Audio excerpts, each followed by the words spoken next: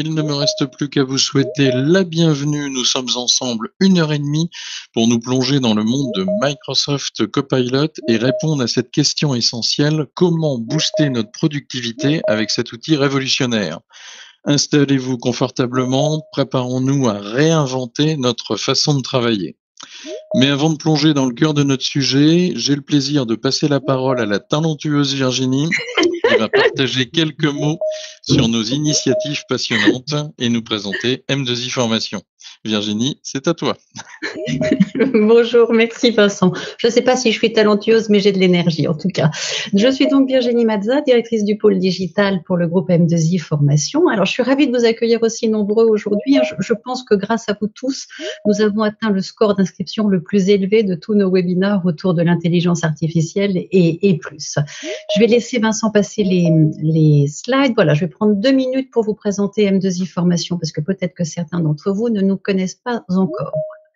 Vous l'aurez compris, notre credo, c'est la formation professionnelle depuis bientôt 40 ans, avec 4 secteurs d'activité: l'IT, le digital, le management et les soft skills. Rapidement en chiffres, nous bénéficions d'un maillage territorial unique avec 35 centres en nom propre. Aujourd'hui, le groupe M2I va au-delà de la seule formation professionnelle en proposant des formations longues, certifiantes et diplômantes, et nous sommes également présents sur le marché de l'alternance au travers de la marque 2i Academy. À notre catalogue cette année, environ 2850 modules de formation, dont une grosse centaine est éligible au CPF, 120 plutôt aujourd'hui. Et enfin, toujours en chiffres, nous accueillons pas loin de 100 000 apprenants par an, que ce soit en présentiel ou en distanciel. Nous existons depuis 1985 et avons pu nouer des relations de confiance avec beaucoup d'opcos, ce qui nous permet de vous offrir un panel large de formations conventionnées. Depuis 2022, nos 35 centres sont certifiés Calliope. La qualité reste un engagement fort. Outre Calliope, le groupe M2I est classé incontournable par l'éditeur Leaders League et meilleur organisme de formation.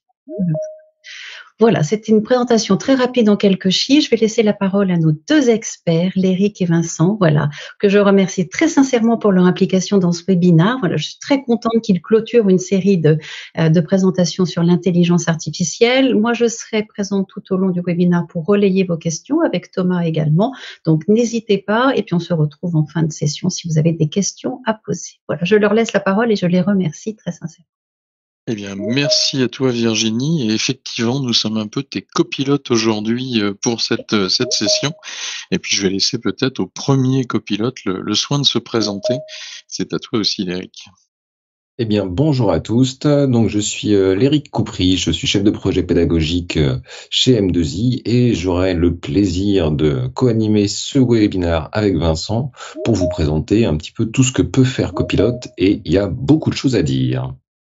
Merci Léric. Et en ce qui me concerne, donc Vincent de Griec, donc je suis responsable de la cellule avant-vente au sein de M2I. Je suis également chef de projet pédagogique et notre rôle, c'est d'être un petit peu le lien entre la pédagogie et le commerce chez nous et répondre à toutes les demandes de nos clients.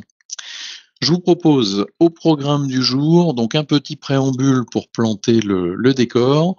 On va essayer de répondre aussi à cette question: la place de Copilot dans l'écosystème Microsoft 365. On rentrera dans le vif du sujet, donc avec Copilot dans Word, dans Excel, dans PowerPoint, dans Outlook, dans Teams, avec un certain nombre de démos. On fera notre petite synthèse, effectivement, est-ce qu'on augmente la productivité avec l'IA et Copilot? On aura l'occasion de vous présenter l'offre M2I sur ce sujet et on laissera un temps de questions-réponses. D'ailleurs, à ce sujet-là, donc vous avez à votre disposition donc une petite rubrique Q&A donc dans le haut de la fenêtre Teams. N'hésitez pas non plus à utiliser le petit bouton réagir si vous avez envie de mettre des petits pouces, des petites remarques ou éventuellement lever la main en toute fin de séance si toutefois on active les micros, si vous avez une question à poser à l'oral, du moins si le temps nous le permet. On pourrait se poser la question: est-ce que ce programme vous convient? Et du coup, on aura une volée de petites pouces jaunes qui pourraient apparaître sur nos écrans.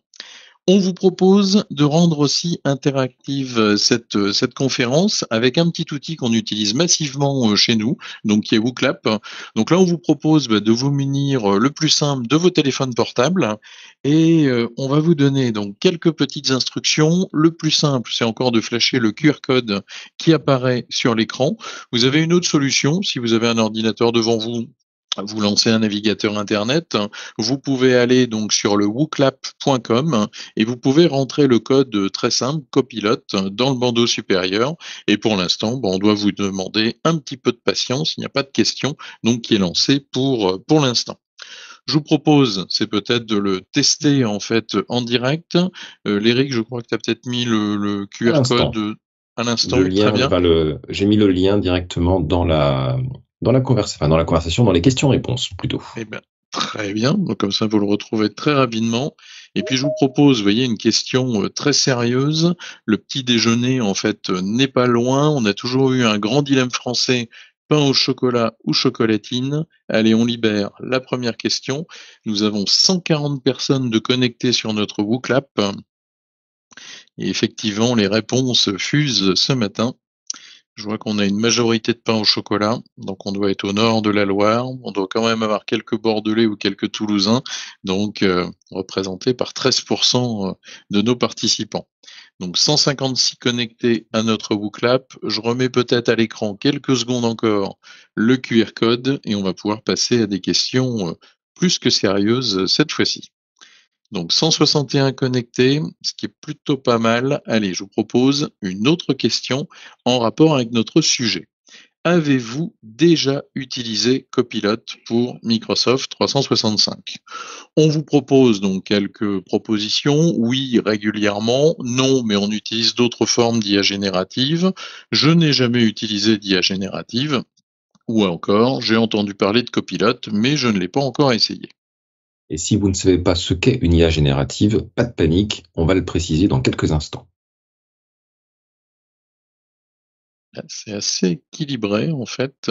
Beaucoup de personnes ont l'air d'utiliser ChatGPT, mais pas forcément Copilot. Puis on a quelques copilotes effectivement parmi nous. Très bien, parfait.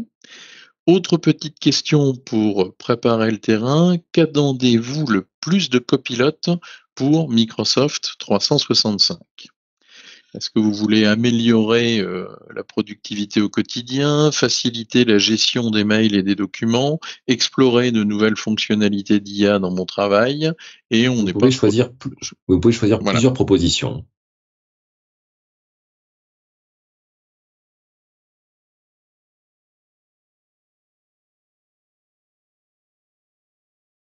Alors, productivité, c'est peut-être un peu au sujet.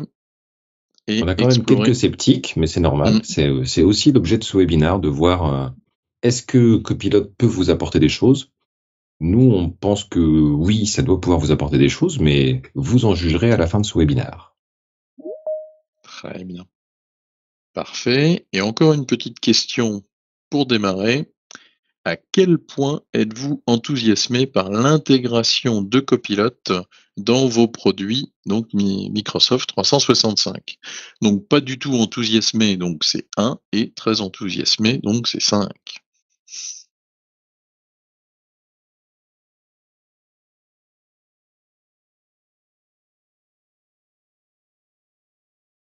Donc 207 connectés sur notre WooClap. Et on a 162 réponses à cette question-là, 164 maintenant, donc avec une moyenne, tu vois, Léric, de 3,7 sur l'enthousiasme. Bon, plutôt C'est positif. normal. Voilà, On va. très bien. Alors, on peut en effet commencer avec notre petit préambule. Et aujourd'hui, on peut commencer par peut-être quelques petites statistiques. Parce que dans un rapport donc du Work Trend Index de 2023, 64% des salariés ressentaient un manque de temps, d'énergie pour accomplir efficacement leur travail. Et aujourd'hui, ce déficit en fait s'explique par l'augmentation constante du rythme et du volume ces dernières années. Aujourd'hui, on participe notamment 3 fois plus à des réunions et à des appels Teams qu'en 2020. L'utilisateur en fait effectue 18 recherches sur des sujets qui peuvent être critiques dans son activité. On pourrait compter aussi les centaines de mails, les centaines de messages sur Teams. Et ces individus aussi peuvent jongler jusqu'à une dizaine d'applications différentes pour pouvoir accomplir en fait leurs tâches. Donc on peut se dire aussi que la principale source de ce surmenage provient en fait de la quantité de temps à passer à rechercher donc des informations, participer aussi à des réunions efficaces. Et donc, ce qui veut dire, c'est que ça ne laisse plus beaucoup de temps pour de la réflexion, de la collaboration, de la créativité. Et donc, il faut peut-être trouver justement une solution. Donc, d'où cette question, comment faire? On a Satya Nadella, le PDG de Microsoft, qui souligne justement un tournant décisif avec ces mots. Nous sommes à l'aube d'une révolution dans nos interactions avec la technologie. Ce changement va transformer radicalement notre manière de travailler et propulser une nouvelle ère de croissance en matière de productivité. Et là, vous imaginez bien ce dont on va vous parler. On va aborder les IA génératives et plus particulièrement ChatGPT. Et là, si on observe ce graphique, il y a un contraste saisissant dans la rapidité avec laquelle les technologies sont adoptées aujourd'hui. Si on prend ChatGPT, il a fallu simplement 3 mois pour qu'il touche 100 millions d'utilisateurs. Et à titre de comparaison, le smartphone, le mobile, aujourd'hui, quand il est apparu, il a révolutionné également nos vies. Eh bien, on avait attendu 16 ans pour atteindre justement ces 100 millions d'utilisateurs. Donc ça témoigne aujourd'hui de cette accélération vertigineuse, mais aussi également de l'adoption des innovations donc pour les nouvelles technologies de la part du grand public. Et on en arrive à une espèce de partenariat, de mariage. C'est le partenariat entre OpenAI et Microsoft qui symbolise justement cette alliance stratégique entre la technologie et une vision globale. On a la percée d'OpenAI, donc avec les modèles de langage, notamment comme ChatGPT ou encore DALL-E, mais aussi l'infrastructure cloud de Microsoft et toutes ces ressources de recherche et développement. Et aujourd'hui, ils redéfinissent en fait le champ des possibles en mettant quand même l'accent sur un principe éthique et d'accessibilité. Si on évoque peut-être quelques technologies, Eric parlait il y a quelques secondes donc d'IA générative. Vous avez sûrement déjà entendu parler donc de GPT, qui est effectivement un pas vers une compréhension plus fine et une génération de textes assez précise. GPT-4, donc, il va plus loin dans cette précision et cette robustesse. Celui qu'on connaît peut-être le mieux, c'est ChatGPT, qui incarne en fait cette intelligence au niveau du texte, mais en y rajoutant le dialogue, le volet conversationnel, et qui offre à ce moment-là des échanges donc naturels, informatifs avec les utilisateurs. Codex, lui, c'est un petit peu le programmeur, on va dire, de la bande, qui permet de comprendre, de générer du code, et c'est notamment la technologie qui se cache derrière le GitHub Copilot. Et on parlait de DALL-E, là on peut l'avoir dans sa version 2, c'est un peu l'artiste de la bande cette fois-ci, qui va transformer en fait des mots en visuels, donc qui peuvent être assez originaux et qui permettent d'aller plus loin ou d'ouvrir de nouveaux horizons dans le design, dans l'art, dans le marketing, la publicité, etc. Et on en arrive tout naturellement à Copilot pour Microsoft 365. Et aujourd'hui, ce Copilot incarne peut-être une révolution dans notre manière de travailler. En fait, il va fusionner l'intelligence artificielle avec la collaboration humaine. Et l'idée, c'est de propulser, on va dire, cette productivité dans le monde professionnel. On va voir que ce copilote s'intègre dans des produits comme Teams, Word, Outlook et même quelques autres. Et ça va transformer justement notre approche et on va pouvoir stimuler aussi bien notre créativité que l'efficacité. Quelques points un peu techniques.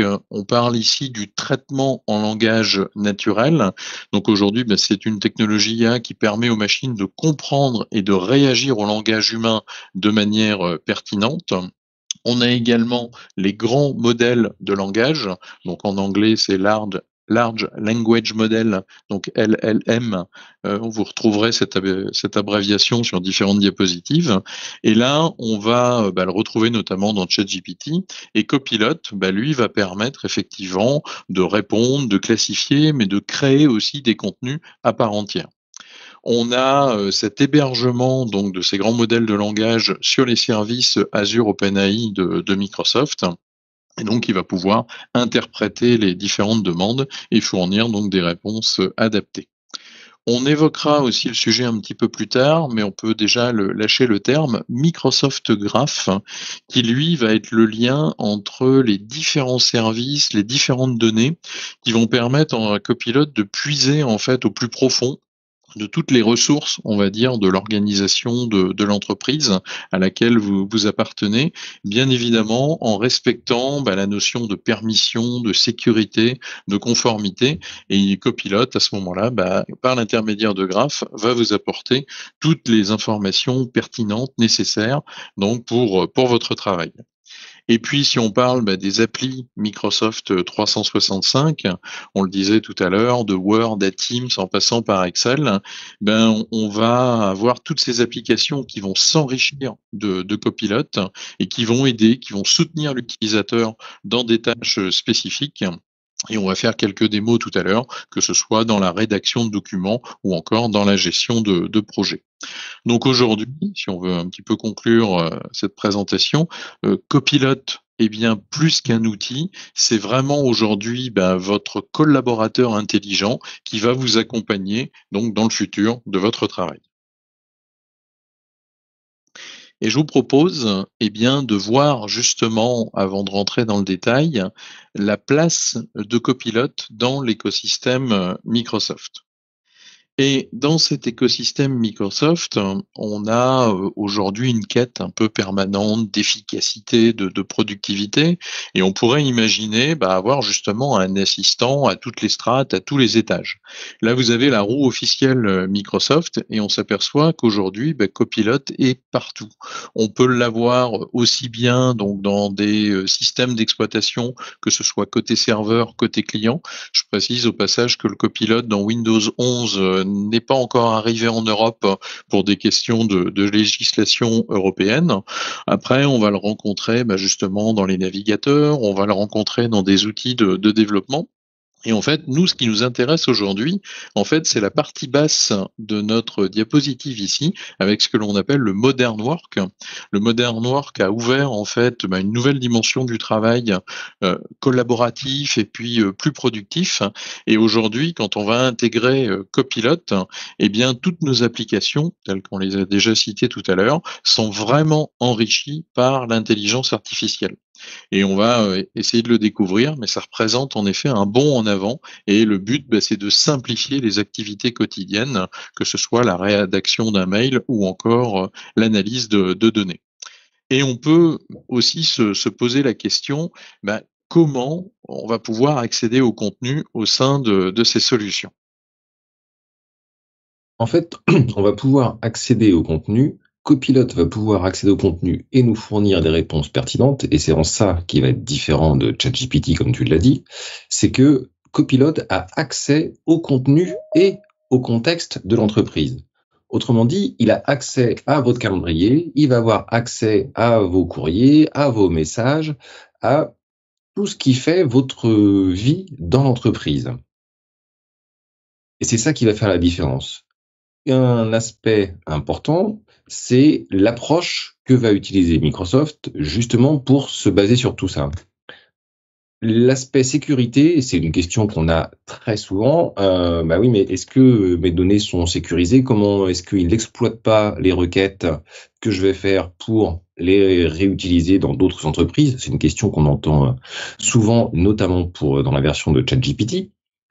Là-dessus, Microsoft a gardé dans Copilot, en fait, ils n'ont rien changé. C'est-à-dire que ils ont repris ce qui était déjà en place avec vos données sur des aspects de sécurité et de confidentialité. Vos données sont hébergées dans un serveur Microsoft sécurisé. Ils vous garantissent une confidentialité. Copilot va se calquer sur ces aspects-là et vous allez retrouver les mêmes choses. Sur la conformité et la protection des données, pareil. En fait, Copilot n'a pas changé sa façon de faire dans l'accès aux données que vous pourriez avoir. Autrement dit, avec votre identifiant de votre organisation, vous avez accès à un certain nombre de données de votre entreprise. Suivant qui vous êtes, quel métier, dans quel service vous êtes, vous avez accès à plus ou moins de données. Eh bien, Copilot aura accès à ces mêmes données. C'est-à-dire que vous ne pourrez pas avoir accès à davantage de données que ce que vous pouviez avoir avant Copilot. Donc, en fait, Copilot a repris tous ces éléments, toute la sécurité présente dans votre organisation et celle continue à s'appuyer là-dessus pour son outil Copilot. Copilot est un outil d'intelligence artificielle. Quelque chose qui est mis en avant par Microsoft, c'est vraiment cette notion d'IA responsable où Microsoft s'engage à ce que l'IA respecte des principes d'égalité, de fiabilité, d'inclusion, de transparence, que les réponses qui vous sont apportées ne soient pas biaisées par n'importe quel paramètre. C'est un engagement de Microsoft. Autrement dit, Microsoft, en fait, il est prêt déjà à être déployé dans les entreprises, pour peu que vous ayez déjà travaillé sur la sécurité, la conformité, la confidentialité chez vous, puisque voilà, si ça s'est mis en place, vous pouvez utiliser Copilot et ça va respecter ces grands principes-là.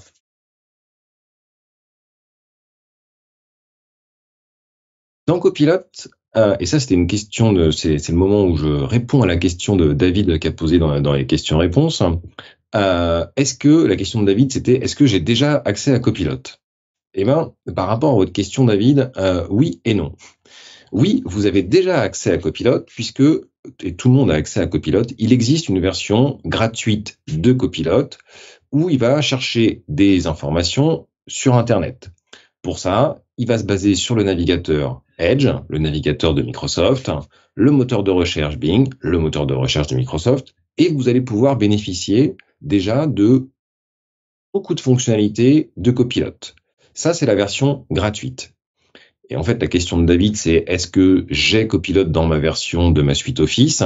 Là, vous voyez, on est dans la partie droite de la diapo, où cette fois-ci, pour pouvoir bénéficier d'une intégration de Copilot dans Microsoft 365, là, ça fait appel à une version payante, mais c'est ce qui vous permettra, et c'est notamment tous ces aspects-là qu'on va vous montrer tout à l'heure, de pouvoir bénéficier de Copilot dans Outlook, dans Teams, dans Excel, dans PowerPoint, dans Word, dans Notes, sur le whiteboard et aussi dans Microsoft Loop. Donc, on va essayer de vous montrer un peu ces aspects-là, comment utiliser Microsoft dans les applications. Mais avant d'aller dans les applications, Vincent, est-ce que tu pourrais nous faire une démonstration sur la version gratuite qui fait déjà pas mal de choses avec Microsoft Edge? On doit pouvoir le faire. Donc, je suis dans Edge, c'est là où j'avais affiché les réponses WooClap tout à l'heure, et on remarque notamment maintenant dans Edge, j'ai un petit bouton en haut à droite qui est le symbole justement de Copilot. Ce Copilot, on peut le mettre en plein écran à l'intérieur de Edge, et là on peut déjà remarquer, alors moi j'ai une licence Copilot pour Microsoft 365, et c'est pour ça en fait que j'ai deux petits boutons, un qui me propose le web, l'autre qui me propose le travail. On verra tout à l'heure le travail avec ce principe-là. Là, quand on est dans le web, donc ça veut dire c'est la version gratuite, accessible donc par n'importe quel utilisateur qui dispose de Edge. Là, on peut peut-être faire une première démonstration, un peu à l'image telle qu'on le ferait dans ChatGPT. J'aimerais, par exemple, lui demander tout naturellement, d'avoir des informations sur la société M2I Formation, et j'aimerais mettre l'accent notamment sur la richesse de l'offre proposée. Donc là, on va le laisser travailler. On avait quelques autres petits boutons ici. On voit qu'il commence effectivement à rédiger donc un peu à la ChatGPT, donc au fil de l'eau. Et là, il y a quand même quelques points qui sont assez intéressants. Repérez que vous avez en fait des petites notes donc en référence. Et là, ça c'est un point que je trouve hyper intéressant, c'est que Copilot cite ses sources. Donc après, si on a besoin de creuser un sujet ou de vérifier l'exactitude de ce qu'il peut nous proposer, à ce moment-là, on peut regarder soit les sites web qu'il nous a proposés avec les différentes sources, et on va voir qu'ils fonctionnent de la même manière avec les données de l'organisation. J'avais limité un peu le nombre de mots donc de la réponse pour accélérer un tout petit peu le traitement ici. Donc ça peut être pas mal. Vous voyez, il est en train de nous faire le pitch sur M2I. On va le laisser travailler tranquillement et puis je vais préparer en fait un deuxième exemple. Le deuxième exemple, c'est imaginer la chose suivante. En fait, j'ai une étude, donc par exemple une étude ici Forrester, donc qui parle de low-code, de no-code, de citizen developer. Et justement, c'est intéressant parce que nous, on est en train de lancer en fait une nouvelle offre sur le sujet de la Power Platform, donc avec une préparation opérationnelle à l'emploi, suivie ensuite de notre école en alternance. Et moi, je suis un petit peu embêté avec cette présentation parce qu'elle est quand même assez indigeste, elle est en anglais, donc je vais demander à mon copilote s'il a la possibilité donc de m'aider. Je vais l'interrompre gentiment ici donc pour celle-ci et puis je vais lui poser une nouvelle question. Donc cette nouvelle question, déjà je peux lui joindre le petit document PDF, donc il va le charger tranquillement et puis j'avais préparé une petite question pour éviter donc de la saisir dans le prompt. Voilà, je la colle ici. Donc à partir de l'étude ci-jointe, pouvez-vous me faire un résumé de 250 mots en français en insistant sur l'importance des technologies Microsoft dans le low-code aujourd'hui, et on veut bâtir justement l'introduction d'un argumentaire. Allez, on va lui envoyer ça, et puis on va le laisser réfléchir sur le sujet. J'avais prévu aussi une petite diapositive histoire de le laisser travailler tranquillement pour vous présenter donc le petit bouton que j'ai déjà parlé, donc cette notion de mode web, donc qui permet d'accéder aux informations grand public. Là, pour l'instant, il n'accède pas aux données du Microsoft 365 et en fait, c'est idéal donc pour des recherches générales sur un certain nombre de sujets grand public. Et on va voir dans quelques instants la possibilité de passer sur le mode travail, le mode avec licence Microsoft 365. Et donc cette fois-ci, je vais aller chercher soit des données web, mais des données de mon organisation. Et à ce moment-là, on va voir qu'il est capable de fouiller dans des fichiers, des réunions, des emails.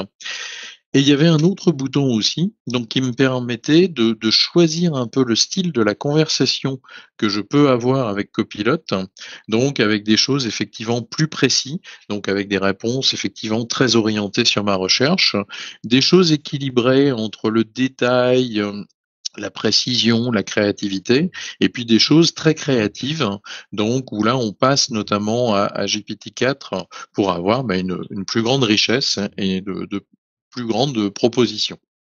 Alors si je regarde un petit peu ici, là on voit qu'il est en train de faire le job.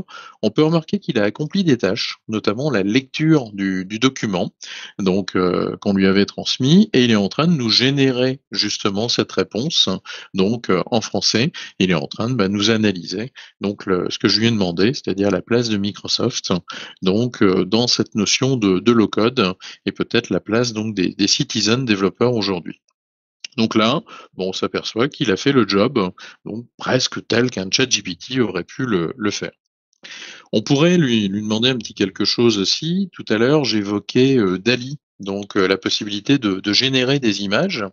Et là, tiens, Eric, j'ai envie de lui demander de générer une image humoristique, un peu en style cartoon, qui pourrait représenter en fait deux chefs de projet pédagogiques qui sont en train de présenter un webinar sur Copilot. Nous, entre guillemets, quoi. En gros, oui, est-ce qu'il va être capable de nous reconnaître? C'est là la question. On va peut-être le laisser travailler tranquillement aussi. La limite ou le risque sur un webinar sur Copilot, c'est que on est tout en temps réel et l'IA générative, on ne sait pas à l'avance ce qu'on va avoir comme résultat. Et c'est vrai que, mais en même temps, c'est bien aussi de vous montrer ce que peuvent être les limites de l'outil. C'est que ça peut être un petit peu long et on a un temps qui fluctue et qui est difficile à prévoir. Cela dit, voilà l'Eric. Voilà, donc il nous a proposé en effet un certain nombre d'images, donc c'est assez ressemblant. Hein. C'est frappant. Voilà. Ouais, c'est tout nous, quoi. Parfait. Donc voilà quelques exemples, on va dire dans la partie web, la partie gratuite, grand public, qui va rechercher des informations. Et là, on va basculer, vous voyez, j'ai mon petit curseur là-haut, je vais basculer dans la partie travail. Donc dans la partie travail, au passage, on peut remarquer que je suis bien connecté avec mon compte M2I Formation, qui est mon vrai compte habituel. Et là, j'aimerais, par exemple, lui poser en fait quelques petites questions. Alors, on pourrait lui demander tout simplement des informations. Moi, je me souviens d'un truc. J'avais fait un plan de cours copilote pour Microsoft 365. Je sais qu'il existe, je sais qu'il est stocké quelque part. Je l'avais même proposé en fait à un client, mais voilà, j'ai du mal à le retrouver. Et donc, je lui posais tout naturellement cette petite question. Et là, la grosse différence, c'est qu'il va commencer à chercher, dans mon environnement. Et ici, on peut s'apercevoir, qu'il me dit qu'il a trouvé un document gagné en productivité, voilà, avec Microsoft 365 Copilot. A priori, je l'aurais modifié donc le 23 février. Et puis, on en a parlé, voilà, avec quelqu'un de chez nous qui est Karine. Et puis il me propose ce document ici en petite note. Et ce qui peut être très intéressant, c'est que j'ai bien la référence, et simplement en cliquant sur le lien de mon document à partir de Copilot, on voit que tout naturellement, il vient de nous sortir le plan de cours donc qui nous intéressait. Très bien. Donc effectivement, c'est ce que je voulais ici. On peut remarquer que la différence avec la version web, c'est qu'il garde aussi un peu l'historique donc des différentes recherches. Tiens, par exemple, nous, on embête régulièrement nos collègues en interne pour faire de ce qu'on appelle chez nous des demandes d'avant-vente. Donc, c'est renseigner un petit flux. Et là, on peut remarquer, on avait fait cette demande pour tester aussi. On s'aperçoit qu'il s'est basé sur des articles que l'on a dans notre intranet, sur un autre article donc avec des statistiques, et à chaque fois, il est bien capable donc de citer en fait différentes sources. Vous voyez, 2 pages SharePoint, un PDF qui est un petit peu le mode d'emploi, donc il va bien chercher dans cet écosystème. Et d'ailleurs, si on continue justement à rechercher dans cet écosystème, moi j'aimerais bien lui demander des informations, par exemple sur une réunion qui a pu avoir lieu la semaine dernière. Et donc, à partir de là, par exemple, quelle a été la contribution, pourquoi pas, de l'ERIC à l'intérieur de cette réunion. Et là, il y a une petite astuce en fait à connaître. Là, je commence le début de ma phrase. Pouvez-vous me résumer la réunion? Je vais mettre un slash. Et à partir du moment où je mets le slash, là, on s'aperçoit qu'il me propose mes contacts, donc avec lesquels on a peut-être pu travailler régulièrement, les fichiers, donc sur lesquels je travaille aussi dernièrement, les réunions. Et au niveau de ces réunions, je vais mettre le début de ma réunion. Nous, on a un rendez-vous hebdomadaire qui s'appelle les rendez-vous de la cellule avant-vente. Donc effectivement, c'était l'épisode 14, donc ça c'est pas mal. Et puis je vais lui demander, je vais préciser un petit peu. Donc voilà, j'aimerais plus particulièrement la partie de l'ERIC et les actions à réaliser à l'issue de cette réunion. Et à partir de là, il va aller fouiller, et on verra la petite astuce, pourquoi est-ce qu'il est capable d'interpréter aussi cette réunion. Mais en fait, elle a été enregistrée, il y a Copilot aussi dans Teams, et il va logiquement être capable de résumer cette interaction et les actions. Alors là aussi, comme le disait Eric tout à l'heure, ça peut prendre un certain temps. Ça dépend de différentes choses, de l'occupation de Copilot, de la qualité du réseau, mais il devrait aboutir donc avec cette petite... Vincent, là, j'en profite pour réagir et rebondir sur une question qui a été posée. Là, on est sur l'onglet Travail, tout là-haut. C'est-à-dire que l'onglet Web, c'est la version gratuite, et l'onglet Travail, ça, c'est parce que nous disposons d'une licence Microsoft Copilot. Voilà. Exactement. Alors, d'ailleurs, on va peut-être passer à la suite, puis on reviendra voir ce qu'il nous a trouvé là-dessus. Donc, un point important donc sur ce que l'on a vu jusqu'à présent, c'est qu'on lui pose en fait des questions assez précises en fait à notre copilote. Et donc pour interagir avec ce copilote, on va utiliser, alors en français on pourra appeler ça des invites, en anglais on pourra appeler ça des prompts. Donc en fait ce prompt, c'est vous en fait qui allez donner le ton à Copilot pour pouvoir retrouver des résultats pertinents. Et là, on a peut-être quelques petits conseils en fait à vous donner. Les conseils qu'on pourrait vous donner, c'est déjà utiliser des prompts prédéfinis. Vous allez voir à différents endroits dans Copilot, on a un certain nombre de suggestions. Donc n'hésitez pas à les utiliser parce qu'en fait ces prompts sont déjà optimisés pour obtenir en fait les meilleures réponses. Et c'est un super début en fait pour démarrer la conversation. Après, l'idée aussi, c'est d'être spécifique. Donc, plutôt de lui demander un conseil un peu générique du style, tiens, j'ai envie de rédiger un bon email, on pourrait lui demander, tiens, pouvez-vous m'aider à rédiger un email formel pour planifier une réunion avec un client? Donc cette précision va aider en fait Copilot à cerner exactement ce que l'on recherche. Et l'idée aussi, c'est de donner du contexte au maximum à Copilot. On va l'informer sur le but, sur l'audience, sur le ton voulu, et on peut même lui donner des exemples. Des fois, ça peut l'aider, donc pour pouvoir se projeter dans ce que l'on souhaite. Et vous voyez, c'est la deuxième partie ici de cette diapositive, où en fait, posez-vous 4 types de questions. Voilà, sur l'objectif. Donc, que souhaitez-vous obtenir de Copilot? Le contexte. Donc, pourquoi en avez-vous besoin? Qui est concerné? La source, donc il peut aller chercher de manière spécifique, par exemple ici, plutôt dans des emails ou des conversations Teams. Et après, quelles sont les attentes? Donc, comment Copilot doit répondre? Est-ce qu'on utilise un langage simple, un ton formel? Est-ce que c'est plutôt destiné à l'écrit, à l'oral? Donc, ça peut être des choses donc à lui préciser. Donc, plus vous allez en fait soigner les prompts, et bien plus vous allez obtenir donc de résultats avec votre copilote. Et on peut souligner ici quelques points ou quelques petites choses sur lesquelles il faut être vigilant. Par exemple, on va éviter d'être imprécis en fait avec Copilot, parce que plus vous allez lui poser des questions générales, à ce moment-là, vous allez avoir des réponses en fait pas très utiles. L'idée aussi, c'est de pas trop surcharger vos prompts, parce que trop d'informations ou trop de questions dans un seul message vont prêter à confusion, puis du coup, il va se mélanger les pinceaux là aussi dans la réponse. Copilot n'a pas une mémoire continue. En fait, on va s'apercevoir, je vous ai pas montré le bouton, mais on peut démarrer des nouvelles conversations, des nouvelles sessions, et donc il ne retient pas en fait les interactions précédentes en dehors de la session active. Et puis, on va garder aussi à l'esprit que Copilot peut avoir en fait quelques petites limites. Au niveau de ces limites, à ce moment-là, il faut décomposer les tâches complexes en tâches plus simples.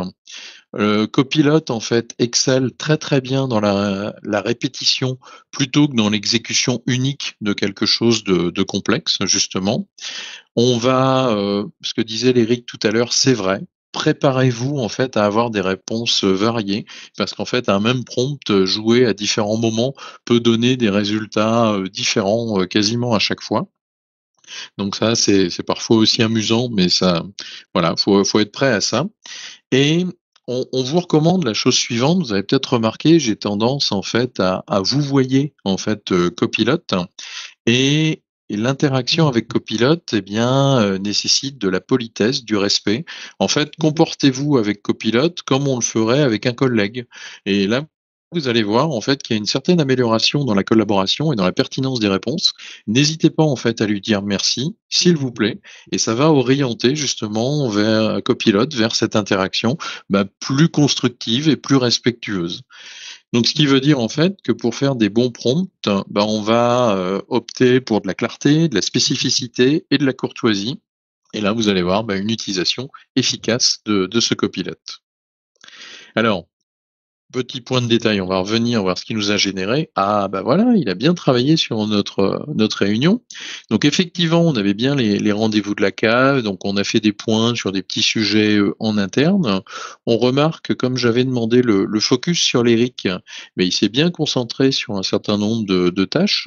Est-ce que tu confirmes qu'on avait abordé ces sujets-là dans la réunion, l'Eric? Alors, effectivement, c'est bien que c'est que des sujets qu'on avait abordés. Vous le noterez, mais c'est présent partout et c'est répété moult fois. Tout en bas à droite, vous avez le contenu généré par l'intelligence artificielle peut être inexact. Et c'est vrai, il peut être inexact. Dans tous les cas, Copilot, c'est vraiment votre copilote, mais jamais ça remplacera ce que vous allez faire. Il est là pour vous aider et ce n'est qu'une aide. Ça reste vous le pilote. Voilà, ce nom de copilote vient vraiment de là. Et typiquement, là, tous les points qui sont listés sont des vrais points, mais quand sur un point où c'est marqué que je devais contacter Youssef, en fait, dans la conversation, et la conclusion, c'est que c'était pas moi qui devais contacter telle personne. Et là-dessus, Copilot s'est un petit peu trompé. Il a bien identifié le point, mais il y a une petite erreur à ce niveau-là. Donc, dans tous les cas, vraiment, pensez à vérifier tout ce que Copilot va vous faire? On vous l'a pas dit tout à l'heure, mais on mettra à votre disposition le replay et les différentes diapositives qu'on vous présente. Donc, on vous a laissé un petit peu de lecture, donc avec quelques cas d'usage, donc de Copilot free, donc la version gratuite. Donc, nous, on a analysé par exemple un document tout à l'heure, et on vous a mis aussi quelques cas d'usage, donc pour le Copilot directement dans Microsoft 365. Et vous voyez, typiquement, on a fait le compte rendu de la réunion ou la recherche déjà de documents. Comme ça peut vous donner des idées. On vous propose de faire un tout petit point technique donc dans cette séance, et on va essayer de comprendre un petit peu le mécanisme que va utiliser Copilot, notamment pour utiliser les données de votre organisation auxquelles vous avez accès en tant qu'utilisateur. Donc là, dans notre scénario, si on suit un petit peu le chemin, nous avons donc notre utilisateur qui va formuler une invite, un prompt Copilot, donc à partir de son appareil, où est installé naturellement les applications, où sont installées naturellement les applications Microsoft 365.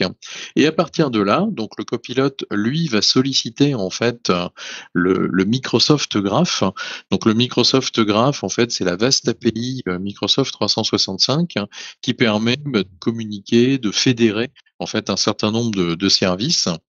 Donc il va aussi bien aller chercher, on le disait tout à l'heure, dans les réunions, dans les utilisateurs, dans les messages, dans les fichiers, dans tout ce qui peut quasiment exister. Et il va même aller en profondeur, par exemple, rechercher donc là où sont stockés les fichiers, par exemple dans du OneDrive, dans du SharePoint, dans la messagerie Exchange, dans les conversations Teams, pour retrouver le maximum d'informations.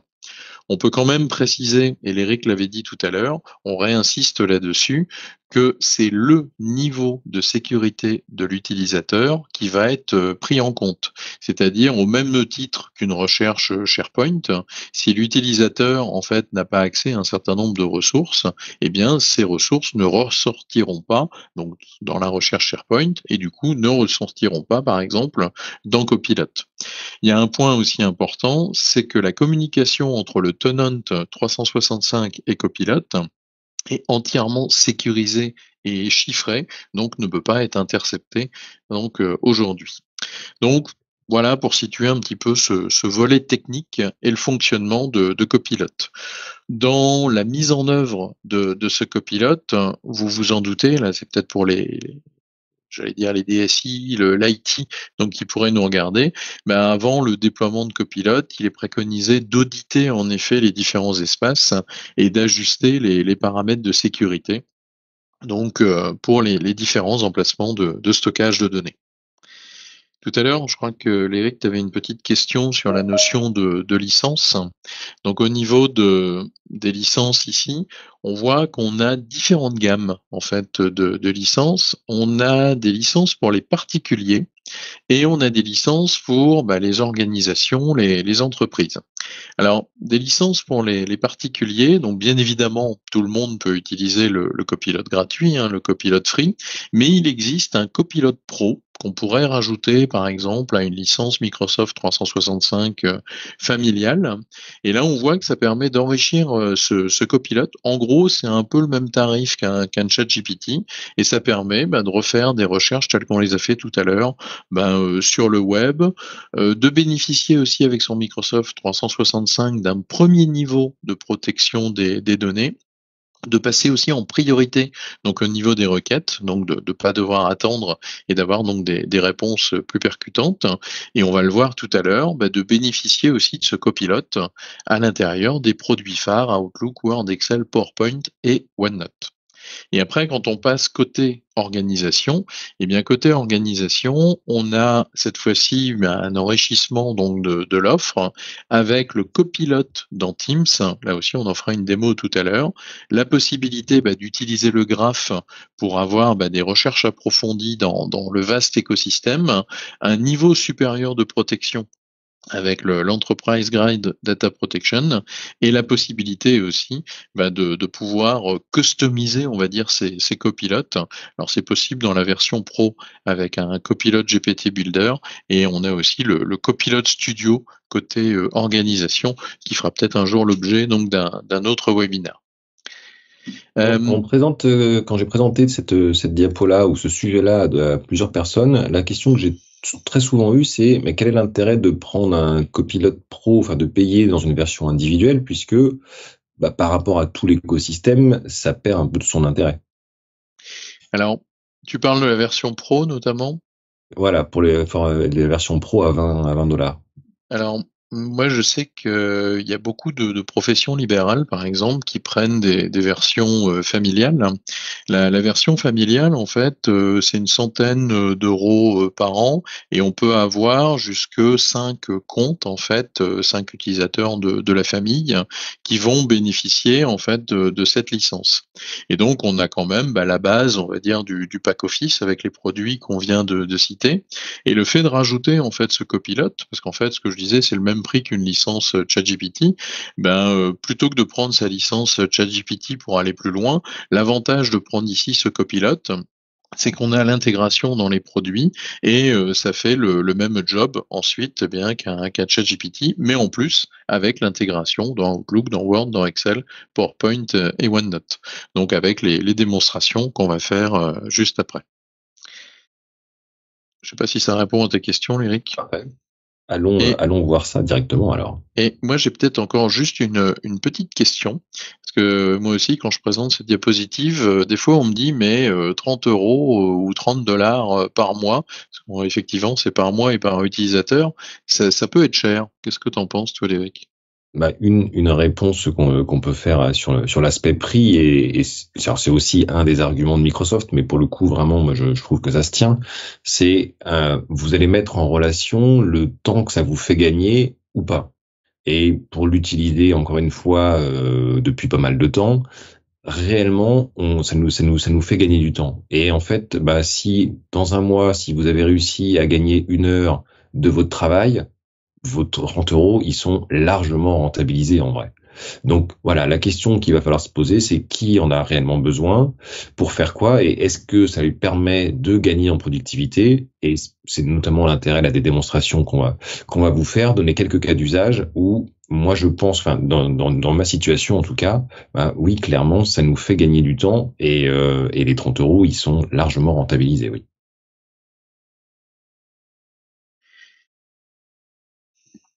Alors, on peut justement gagner du temps. Donc, on va avoir ce copilote intégré à nos applications Microsoft 365, et on va essayer de vous montrer comment être, par exemple, plus créatif dans Word, comment avoir un meilleur esprit d'analyse dans Excel. On va essayer d'augmenter son expressivité dans PowerPoint.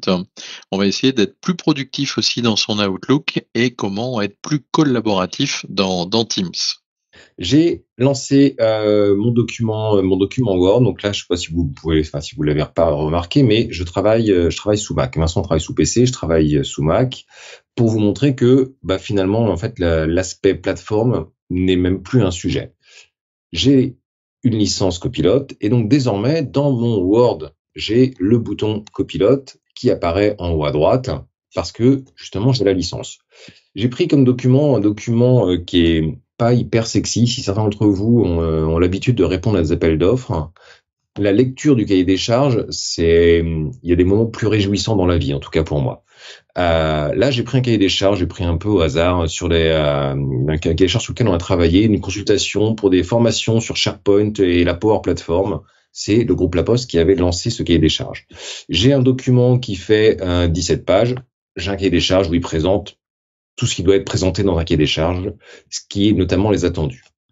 Encore une fois, là, typiquement en termes de temps gagné, avant copilote, je me serais posé et j'aurais lu consciencieusement toutes les informations pour être sûr de passer à côté de rien.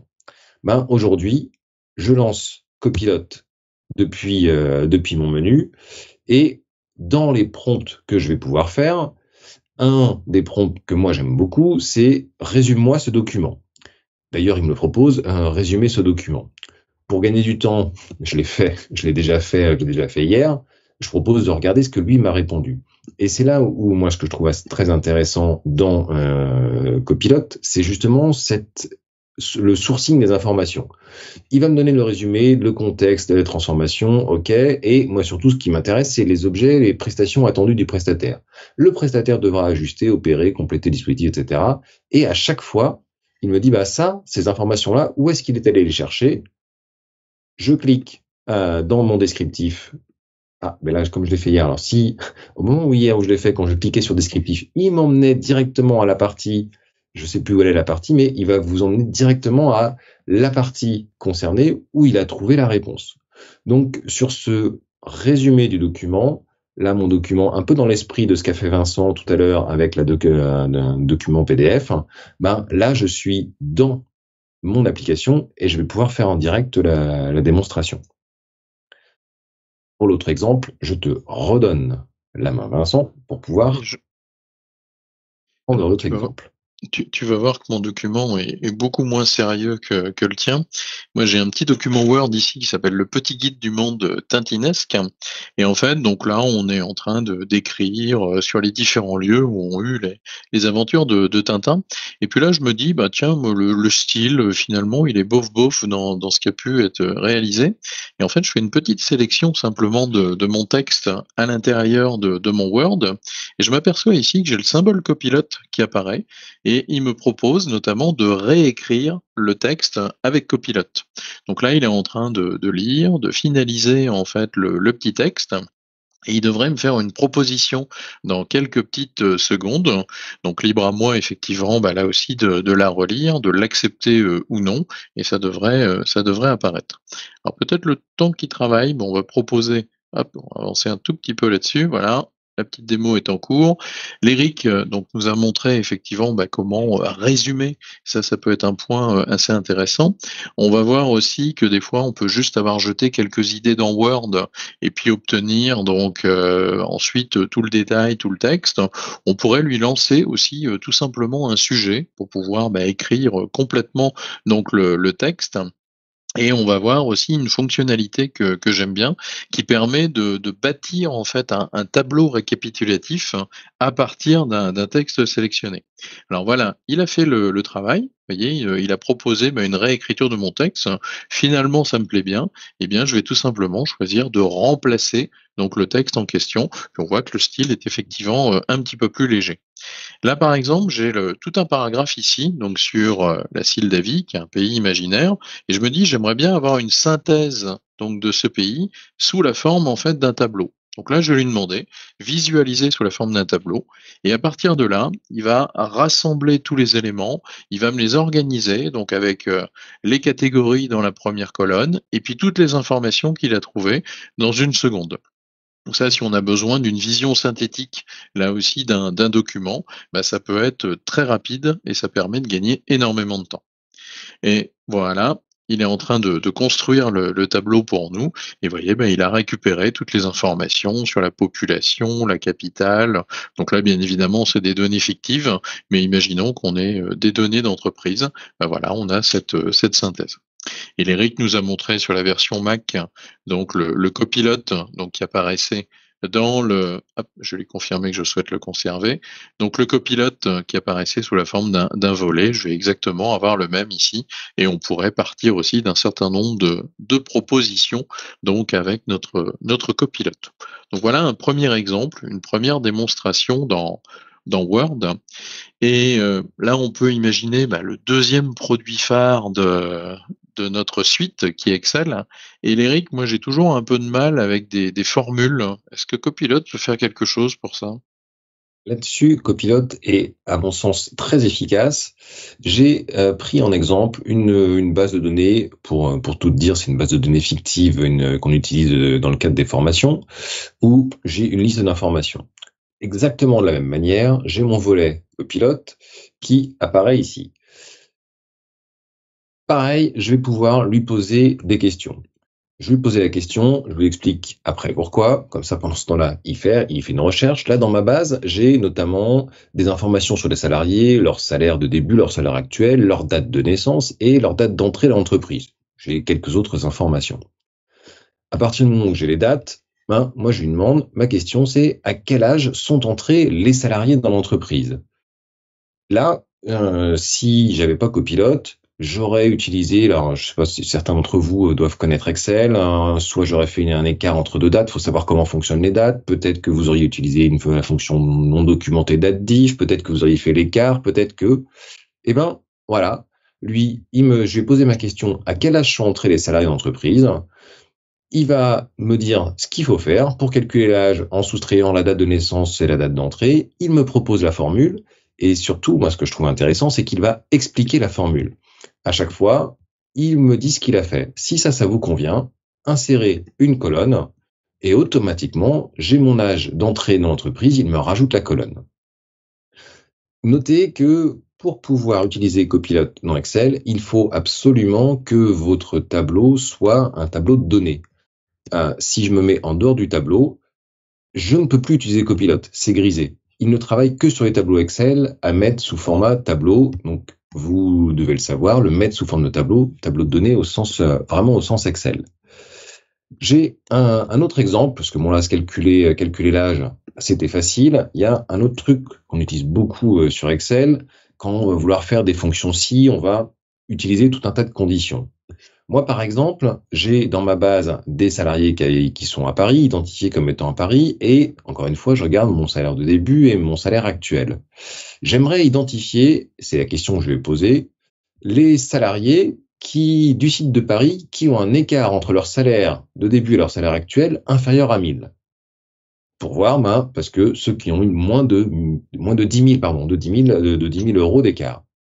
Ils veulent me faire la formule, là aussi, où il va utiliser la fonction et la fonction exacte en demandant le site de Paris et faire l'écart entre le salaire. Si ça me convient, j'insère la colonne et je vais retrouver la formule et on peut constater qu'il ne s'est pas trompé. J'ai bien que ceux de Paris et des personnes qui ont un salaire, une variation de salaire inférieure à 10 000. Donc sur la génération de formules, là, pour le coup, il est vraiment très bon. Encore une fois, on va vérifier ce qu'il fait, mais souvent, c'est plutôt bon. Là, typiquement, cette formule-là, la formule exacte, c'était pas une formule que moi j'utilise par défaut. Je la comprends et je valide qu'elle est bonne, mais je l'utilise et je la connais pas forcément par défaut.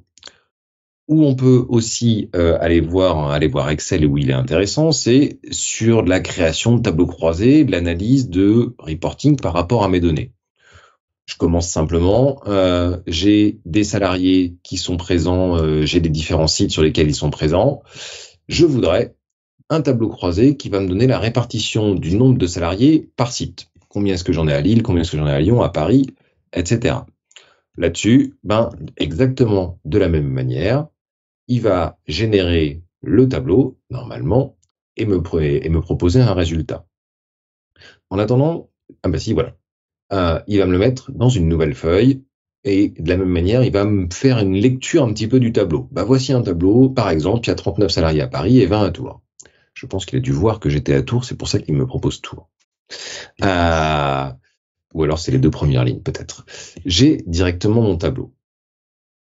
Je retourne sur ma feuille. Un point important Vincent l'a évoqué tout à l'heure, dans tous vos produits, vous avez une liste de prompts qui vous est proposée. C'est le petit livre qui est là, qui vous propose un certain nombre de prompts pour créer, pour générer une suggestion de colonne, trouver une colonne qui va combiner. Vous allez vraiment avoir la possibilité de voir des prompts pour comprendre, pour modifier. Il va vous guider dans ce que vous pouvez lui demander. Autrement dit, si vous êtes perdu, vous allez pouvoir avoir des informations. Moi, je vais aller un tout petit peu plus loin. Je voudrais désormais un tableau à double entrée me présentant le salaire moyen par site et par fonction, ainsi qu'une représentation graphique. Donc là, cette fois-ci, je vais vraiment plus loin. Je veux savoir, c'est non plus seulement le nombre de salariés, mais je travaille sur le salaire, qui me calcule une moyenne et qui me répartisse sur 2 caractères.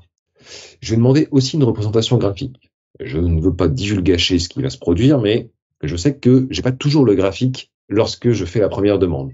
Et là, je vois qu'il n'a pas fait mon graphique. J'ai bien mon document sur ma deuxième feuille avec le salaire moyen par fonction et par site. vous le voyez, j'ai bien mon site, ceux qui connaissent les tableaux croisés, il a fait le tableau croisé, il n'a pas généré le graphique. Eh ben, je suis dans un échange avec mon copilote, je vais lui demander le graphique et il va me générer le graphique. Et c'est vraiment comme ça que vous allez travailler, comme avec ChatGPT. Vous êtes en conversation, c'est de l'IA générative, il vous fait quelque chose et vous pouvez lui demander des ajustements. Je ne vais pas aller sur les graphiques, il le ferait, on avance sur la suite, mais vous avez compris l'idée. Donc Très voilà bien. pour Excel. Eh bien, je te remercie, Eric, pour cette démonstration. Hop. Et on vous a résumé aussi un peu ce que l'on a fait dans Excel, et c'est exactement les deux démonstrations que tu nous as réalisées avec les formules, avec justement des tableaux croisés, et puis il y a quelques possibilités supplémentaires. On poursuit notre petit tour d'horizon et on va parler de PowerPoint. Alors généralement, on passe pas mal de temps à élaborer nos présentations PowerPoint. Et là, on pourrait imaginer avoir envie de démarrer en fait un PowerPoint de zéro. Là, c'est ce que je fais ici. Nouvelle présentation. Et au niveau de mathématiques, tiens, je pourrais me dire, j'ai envie de créer ma présentation, mais à partir du document Word sur Tintin que l'on avait tout à l'heure. Et là, parmi les suggestions, vous voyez ce dont parlait Léric, on le retrouve ici dans notre PowerPoint. On a le petit livret également pour afficher les prompts, mais il en met quelques-uns ici en avant, dont un, créer une présentation à partir d'un fichier.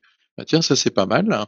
Du coup, il identifie même donc les derniers fichiers sur lesquels j'ai pu travailler, et je vais lui demander, voilà, le petit guide du monde tintinesque. Je valide cette petite demande et on va le laisser travailler tranquillement donc sur notre PowerPoint. Donc lui, il va analyser le document Word, il va répertorier donc les différents titres qu'il y a à l'intérieur de ce document et il va essayer de générer donc les diapositives en conséquence. Je vais peut-être juste avancer un tout petit peu, peut-être dans la description, le temps voilà, de le laisser travailler. Et donc, pour vous donner en fait des idées, là, on peut partir donc pour créer une présentation juste d'une idée, juste d'une thématique, un petit peu comme le document Word tout à l'heure. Ça va nous permettre aussi d'améliorer des présentations existantes. On essaiera de le faire en lui demandant de rajouter, par exemple, une diapositive ou encore d'enrichir donc avec des images sur une thématique précise. Et comme le précisait aussi l'Éric tout à l'heure dans Word, on pourrait imaginer, par exemple, je n'ai pas créé le diaporama et j'ai besoin de m'imprégner un petit peu de son contenu. On pourrait lui demander aussi de créer un résumé ou encore de prendre les diapositives clés, donc les diapositives importantes, pour faire une synthèse donc des choses à présenter. Alors, est-ce qu'il a terminé? Est-ce qu'il a avancé? Alors, il est en train. Vous voyez, il a fait la checklist ici de toutes les diapositives a priori représentées dans mon document. Là, on en est à 86% de la génération de ce diaporama et ça devrait donc bientôt aboutir, je pense. Donc, vous voyez, pendant ce temps-là, on peut faire autre chose. C'est l'avantage aussi d'utiliser ce copilote. Après, ça permet d'organiser aussi son travail différemment. En attendant qu'ils finissent, Ouais. j'interviens la question de Romain qui demande est-ce qu'on peut Mm. fournir une charte graphique pour générer une présentation PowerPoint? Aujourd'hui, pas encore. Aujourd'hui, encore une fois, je veux pas tout divulgacher, mais c'est pas foufou les présentations en termes graphiques. Mais Là, on part de aujourd'hui, rien. En effet, ça va être un peu ouais. moche. Donc voilà un petit peu l'esprit. Néanmoins, on peut remarquer qu'il a construit quand même un certain nombre de diapositives ici, a priori, en tenant compte de notre texte. Il a quand même réussi à synthétiser sur cette diapositive et repérer aussi, c'est qu'il a quand même créé à chaque fois le commentaire donc sur les diapositives. Juste pour essayer de faire encore un petit exemple. Tout à l'heure, Léric nous demandait des exemples de prompts. Là, par exemple, on va lui demander d'ajouter une diapositive, par exemple, sur les ventes d'albums de Tintin. Là, l'idée, c'est qu'il aille me chercher peut-être quelques stats sur le sujet, par exemple. Donc, on va le laisser là aussi travailler. Donc là, c'est ce qu'on disait tout à l'heure, hein. Il peut aussi bien travailler sur des données de notre écosystème liées à M2I, mais également aller chercher sur le web des informations pertinentes pour répondre à ma question. Et a priori, là, il vient de faire le job. Ça veut dire qu'il a bien ses ventes d'albums de Tintin, là avec en plus des indications sur les traductions en nombre de langues, les 200 millions d'exemplaires, etc., etc. Et toujours le même principe, avec le petit argumentaire qui a été positionné. Juste un petit point de détail. Bon, là, on voit qu'il a été nous chercher une illustration quelconque. Et après, si vous voulez des choses peut-être un petit peu plus sympathiques ou avec d'autres modes de présentation, on pourrait citer aussi le mode concepteur, bon, qui n'est pas une nouveauté, qui n'est pas lié à Copilot, mais qui permet aussi rapidement de présenter donc son diaporama. On peut continuer donc notre petite exploration et là aussi, il y a souvent quelque chose qui fait perdre énormément de temps. C'est la notion donc de... Ah, attends, j'ai un petit bug dans ma présentation. Copilot me monopolise de la ressource. Ah, voilà, c'est ça. Hop. C'était sur la partie Outlook. Je vais le faire. Voilà. La partie Outlook sur la gestion de ses mails, la récupération de retard dans ses mails, parce que là, il y avait les vacances chez les Parisiens il n'y a pas très longtemps. Il y a des vacances dans notre zone en ce moment. Il va y avoir des ponts de mai. Bref, j'ai pas beaucoup de doute que vous risquez de revenir et vous aurez pas mal de mails à lire. Eh ben, là-dessus, Copilot peut aussi vous aider. Par exemple, j'ai pris pour le coup un vrai message qu'Alicia m'a envoyé à Patrick et à moi le 16 avril. Et en fait, ce message-là fait écho. Il y a eu tout un fil de discussion à propos d'une session de formation pour un PRF. J'étais pas là au moment où il y a eu tous ces échanges. Je vais donc demander à Copilot de me faire un résumé.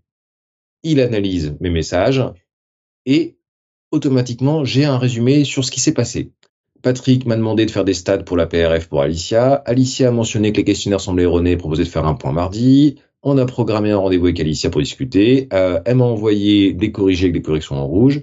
Et puis, Patrick a aussi mentionné une enquête plus ancienne. J'ai un résumé automatiquement. Quelque chose d'intéressant, là aussi, les sources. Alicia a envoyé un tableau avec les corrigés en rouge. Ok, il est où ce tableau? Je clique sur mon 4 et ok, le tableau, c'est ce document-là. J'ai pas besoin de rechercher dans tout l'historique des messages. Il va automatiquement me donner l'information. Ok, je sais de quoi il retourne. Je vais pouvoir répondre à Alicia et à Patrick. J'ouvre mon message. Et là, cette fois-ci, je vais utiliser Copilot non plus pour résumer mon message, mais je vais lui demander de m'aider pour faire un brouillon. Il va vous proposer deux choses, le brouillon ou le coaching. Le coaching, il va relire un message que vous avez écrit pour éventuellement le modifier ou vous proposer des améliorations. Le brouillon, il vous propose de vous rédiger votre message à partir d'éléments que vous allez lui donner. Ça veut dire que, alors là, comme moi, j'ai ma signature, il la met automatiquement, j'enlève ma signature. Je vais lui dire ce que je veux. Par rapport au message, je lui dis que c'est OK, mais à mon avis, j'ai regardé, il y a un problème de mail sur le formateur. Il y a un formateur qui s'appelle Heurtier, selon moi. J'attends une réponse au plus vite, c'est urgent. Là, pour le coup, je mets juste, c'est l'intérêt de Copilot, je mets juste les mots-clés, mais évidemment, je peux pas envoyer ce message-là à Alicia. Je m'entends bien avec elle, mais elle pourrait mal le prendre. Ça manque un peu de rondeur dans ce message-là. Je vais donc demander à Copilot de générer un message et à partir des éléments que je lui ai donnés, il va me mettre un message qui va être beaucoup plus clair et beaucoup plus diplomate.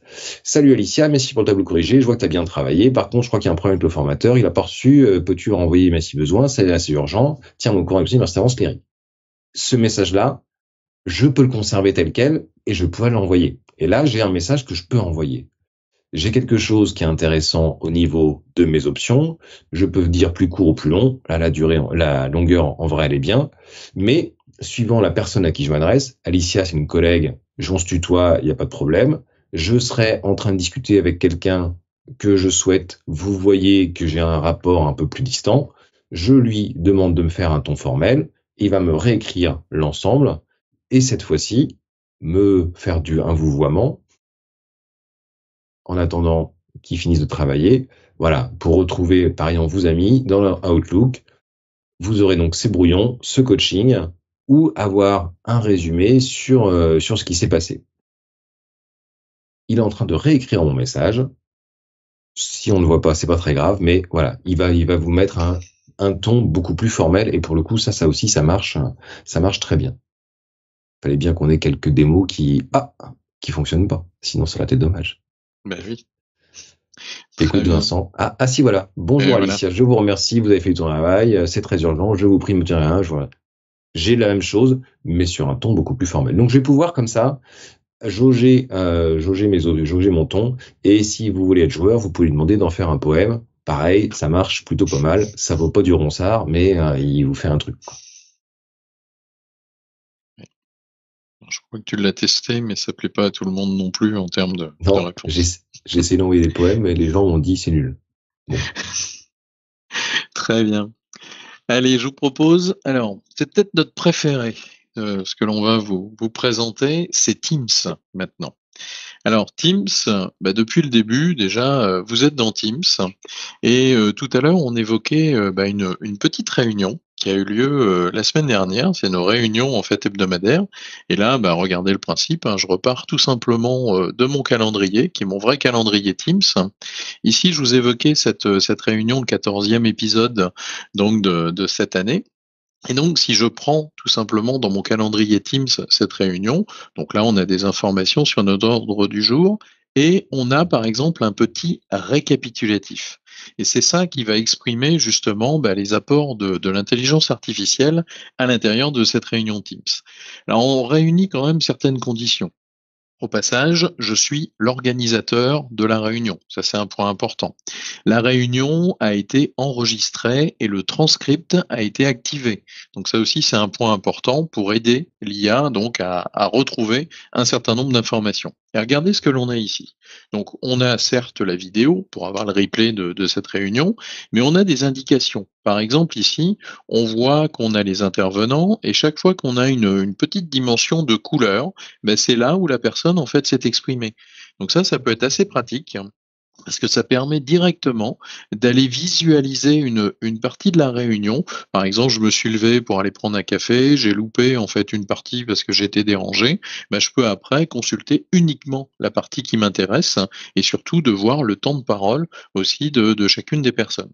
On a la même chose donc avec des rubriques et ça c'est l'intelligence artificielle qui a repris en fait un certain nombre de chapitres par rapport à ce qui a été dit, et il a même repris ces chapitres avec le visuel, voilà, de ce que l'on peut représenter avec l'ordre du jour, le diaporama, etc., etc.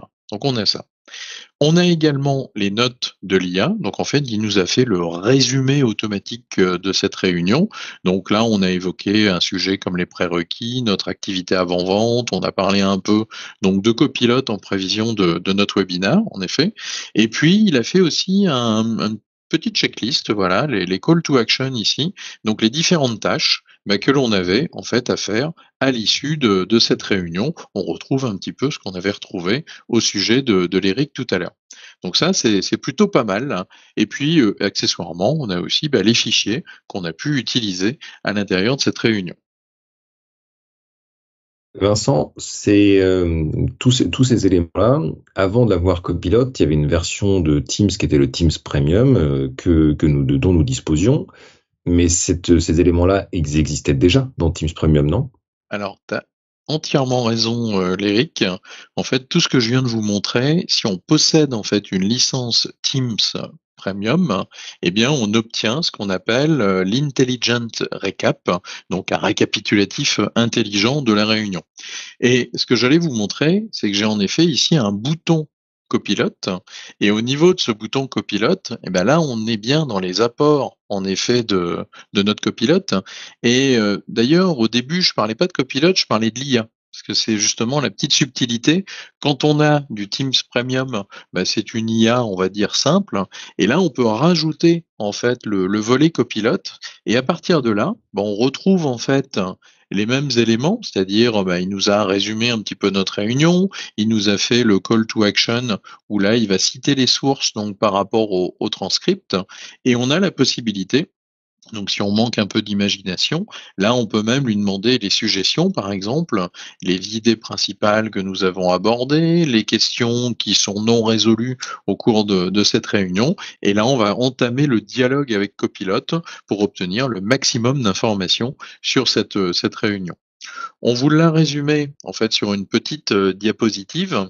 Donc sur cette diapositive, il y a un petit code couleur. Donc ce qui est bleu, c'est en effet cette fonctionnalité de l'instant recap.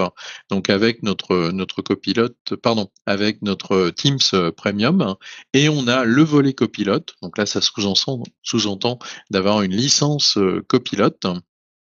Et juste pour faire une petite synthèse, voilà en fait les apports donc du Teams Premium par rapport en fait au copilote, hein. Et on voit qu'on a une petite fonctionnalité qui se chevauche en fait légèrement. Et là on voit donc c'est bien cette notion de récapitulation intelligente pour récupérer donc toutes mes informations pertinentes de la réunion. Et donc, on serait tenté de dire, en fait, le fait d'avoir les 2 peut être intéressant, mais ça dépend des usages, en fait, que vous avez besoin de mettre en avant. Par exemple, si vous avez besoin d'un Teams Premium, c'est peut-être parce que vous avez envie de styliser donc vos réunions, de les brander, de les mettre à la charte de votre entreprise, de protéger, par exemple, vos réunions avec du chiffrement, des filigranes.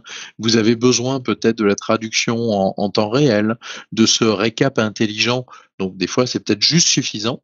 Et puis, on peut passer aussi à Copilot. Alors d'une part, pour réobtenir donc cette notion de récapitulatif, et puis ensuite pour poser des questions donc à l'intérieur de Teams à Copilot. Et puis bien évidemment, de bénéficier de toute la puissance de Copilot avec un certain nombre de choses qu'on vous a déjà présentées. Donc posez-vous la question, en fonction des usages que vous souhaitez développer, est-ce qu'il vous faut juste Copilot ou juste le Teams Premium, ou encore le top du top, c'est peut-être d'avoir les deux, parce qu'ensemble, ça donne de très beaux résultats aussi. Tu parlais de questions, justement. Moi, j'aurais te posé une question. J'ai pas bien écouté le début parce que je suis le seul à répondre aux questions-réponses et toi, tu le fais pas. Donc, j'ai un truc que j'ai raté. Quels sont les avantages du Teams Copilot par rapport à d'autres chatbots d'intelligence artificielle? Oula. Alors, tu as répondu à cette question. Non, réponds pas à la question. Je vais vous montrer pourquoi est-ce que je pose cette question-là à Vincent. Je vous partage mon écran et je vous partage mon Teams que je vois. Ça, c'est le Teams, c'est mon application Teams qui me sert là pour la réunion. Et en fait, j'ai posé la question à Copilot, j'ai ouvert le volet Copilot, quelle question pertinente puis-je poser à Vincent? Et en fait, vous n'avez pas suivi complètement la réunion. Vous pouvez quand même avoir l'air intelligent en posant une question pertinente. Quels sont les avantages de Teams Copilot par rapport à d'autres chatbots artificiels? J'ai posé, c'est la question, c'est pour ça, c'est la question que je t'ai lu texto. Ça, c'est Teams qui me l'a donné. Plus intéressant, alors, encore que ça marche quand même plutôt pas mal. Ce que je trouve vraiment bluffant et qui marche bien, c'est que, donc, je vais demander quelles questions je pouvais te poser. Et après, je lui dis, fais-moi la réunion récapitulative jusqu'à présent. Alors ça, la question, ça fait partie des éléments, des prompts déjà tout faits. Et en termes de résumé de réunion, pour ceux qui étaient là depuis le début, vous pourrez confirmer que c'est fidèle. Pour les autres, je vous le dis et comme ça, vous savez. Au début, il y a eu la présentation de M2I par Virginie Mazza qui a présenté le groupe. Ensuite, la présentation de Copilot par Vincent et moi, comment ça fonctionne. La démonstration de Copilot dans Edge. Vincent a montré comment utiliser Copilot dans le directeur Edge. Copilot dans Word, Léric et Vincent ont montré ça. On a eu Excel pour générer des formules, créer tableau croisé, faire des listes de données. Dans Outlook pour résumer les messages. Et là, on est là-dedans. En une question, j'ai un résumé extrêmement fidèle de ce qu'on vient de vivre à l'instant. Et là, pour le coup, on pouvait pas le décrire avant. On savait ce qu'on allait raconter, mais Copilot, lui, le savait pas. Et on a un résumé en temps réel de ce qui s'est passé. Et c'est vraiment assez impressionnant. En effet, on peut prendre en marche une réunion et effectivement reprendre le fil très très rapidement. Donc ça nous amène peut-être à la conclusion, parce que la question que l'on posait initialement, c'est est-ce que l'on pouvait augmenter en fait notre productivité, comment on pouvait le faire. Partage d'écran. Oui, je te remercie Léric. Hop, je reprends. Alors, on vous avait prévu quelques petites questions de validation des acquis, mais je vois que le temps passe vite quand on s'amuse. Donc, si on veut laisser un petit peu de temps pour les questions-réponses de peut-être en live, oui. on va passer sur notre petite conclusion entre guillemets. Donc, notre sujet était là, augmenter la productivité avec l'IA et notamment Copilot. Donc en fait, on a un retour déjà des premiers utilisateurs de Copilot. Et au niveau de ces utilisateurs de Copilot, ben, tout le monde en fait a vu des gains. Donc effectivement, 70% des salariés ont déclaré être plus productifs, d'avoir gagné du temps en fait dans des tâches, j'allais dire courantes. 29% donc sont plus rapides dans l'ensemble sur une série de tâches. On parlait des réunions à l'instant, 4 fois plus rapides à rattraper une réunion manquée, et ne serait-ce qu'après coup ou même en cours de route. Il y a un point surtout important, et je pense qu'on en fait partie, c'est qu'aujourd'hui, 77% des personnes qui ont essayé Copilot ne veulent pas en fait y renoncer. Et ça, ça démontre justement l'engouement, donc le gain de productivité que l'on peut avoir. On vous a laissé un petit peu de littérature où là vous avez en détail un peu les résultats de cette étude. Et puis on vous a laissé aussi quelques petites informations, notamment quelques exemples de scénarios de productivité, donc ce qui peut vous donner des idées si vous voulez tester le copilote à l'intérieur de votre organisation. Et on vous a fait aussi un petit résumé donc des 10 prompts que l'on peut tester avec Copilot pour Microsoft 365. Donc avec le résumé d'une réunion, donc qui arrive en première position, le résumé du fil d'une conversation d'email, le fait de rédiger un email. Donc, vous voyez jusque-là, on vous a fait ces petites démonstrations-là. Le résumé un document, l'Éric vous l'a montré tout à l'heure avec le cahier des charges. On aurait pu lui demander, par exemple, de parler d'un sujet, d'un projet. C'est un peu ce qu'on vous a fait avec le M2I tout à l'heure. Des idées, stimuler la créativité, donc que ce soit dans la création d'un produit, du marketing, nous aider à écrire ou à réécrire, c'est un peu ce qu'on vous a fait dans Word avec Tintin.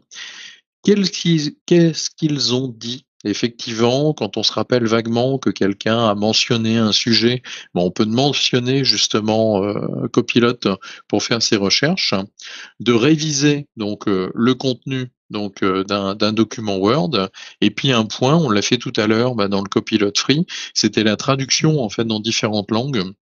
Je crois que de mémoire, il maîtrise plus de 150 langues aujourd'hui, et donc il parle parfaitement ces différentes langues. Donc ça, c'est des points très intéressants pour démarrer. Et bien évidemment, au passage, il y a un Copilot Lab, donc c'est le nom que donne Microsoft. Vous voyez tous les exemples de prompts que vous avez dans les produits, et vous avez aussi des petits liens qui vous mènent vers le site de Microsoft, où vous pouvez avoir encore plus d'idées donc pour augmenter votre productivité. On peut évoquer notre offre sur le sujet Copilot et puis intelligence artificielle, donc au sens large du terme. Et ça tombe bien parce que toujours avec nos statistiques, aujourd'hui, 71% des dirigeants attendent de leurs futurs collaborateurs qu'ils aient des compétences en intelligence artificielle. Donc on peut se poser la question de ce qu'on peut vous proposer. Et là, on a carrément une filière donc à vous proposer, donc intelligence artificielle. Donc n'hésitez pas à venir consulter notre site web, donc m2iformation.fr. Vous allez retrouver en fait donc soit avec notre moteur de recherche, soit directement cette filière. Donc là, vous avez aussi des sous-rubriques pour pouvoir retrouver des choses. On a en bleu généralement ce qu'on appelle nos best-of, c'est-à-dire les cours qui sont les plus joués, et vous avez ensuite un certain nombre de cours, donc tout naturellement avec le copilote, donc qui arrive en tête des propositions. Alors on vous a fait une petite sélection de ces cours. Donc on a repris par exemple, qui fait partie des best-of, donc les fondamentaux de l'intelligence artificielle. On a le cours copilote que l'on peut éventuellement montrer en détail. Donc là, vous avez un cours sur une journée. C'est vraiment sous la forme d'un atelier. Donc si vous avez envie de venir pratiquer donc directement dans les produits de l'Excel, du Word, du PowerPoint, du Teams, de l'Outlook, le Microsoft Chat, c'était son ancien nom, donc on vous a montré directement intégré donc à l'écosystème avec à chaque fois un certain nombre de travaux pratiques. Et je précise que là, on met à disposition le temps de la formation des licences copilotes pour que les stagiaires puissent expérimenter le produit. On a remis aussi un petit cours sur ChatGPT, donc, et on a remis aussi un petit cours un peu plus technique, donc sur Azure AI. Donc là, c'est plus pour des administrateurs, des techniciens qui aimeraient donc développer cette partie-là. Donc ça fait partie donc des tout derniers cours, des petites nouveautés donc qu'on a rajouté dernièrement à notre offre. Alors a priori, elles étaient nombreuses, Léric. Avons-nous des questions? Oui, nous avons plein de questions. Alors j'ai répondu déjà à un certain nombre de questions. Mathieu, je prends les questions alors les plus récentes, mais je vais prendre aussi les autres. Alors, mais celle-ci, j'avais répondu. Il demande est-ce qu'un palier minimal de licence E3 pour accéder à Copilote, est-ce qu'il est toujours requis? Effectivement, il fut un temps, il y avait un palier minimum, il fallait prendre au moins 250 ou 300 licences. 300. Alors, on dit 252 fois, mais je crois que c'est 300 aussi. Ah, bah voilà. Donc, aujourd'hui, tu me confirmes qu'il y a bien plus de paliers. Il n'y a plus de paliers et il y a une très grande ouverture aux licences, c'est-à-dire on n'a même plus besoin d'avoir des E3, des E5. En fait, c'est même ouvert au business. Donc, j'allais dire, une société type PME, PMI peut acquérir quelques licences copilotes à l'unité, par exemple dédiées à quelques personnes pour augmenter leur productivité, sans aucun problème. Une autre question qu'on a eu 2 fois, donc elle est importante, même si j'ai répondu déjà une fois, mais on va répondre oralement pour tout le monde. Est-ce que l'enregistrement est indispensable pour que le récapitulatif fonctionne? Alors, on peut le faire uniquement avec le transcript. Par contre, on n'aura pas toutes les fonctionnalités, notamment les petites barres qui indiquent le temps de parole de chacun. Mais après, on pourrait avoir les notes de l'IA ou poser des questions à copilote uniquement sur le transcript.